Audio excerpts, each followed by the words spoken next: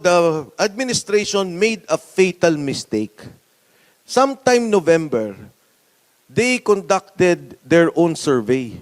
Ang sabi nila, bumabagsak na ang ratings ni Pangulong Duterte, the Duterte family in general, VP Sara in particular.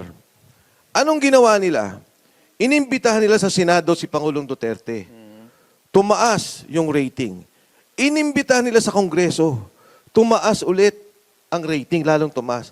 Nung kinidnap nila, lalo pang tumaas. Now the question is, do you believe we will have a fair trial? Yes, because there is already a precedence. Nangyari na yun kay Erap at the height of his popularity.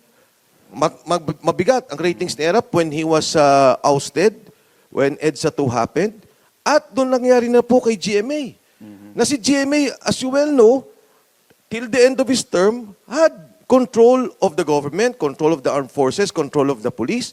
Pero again, it's a question of justice.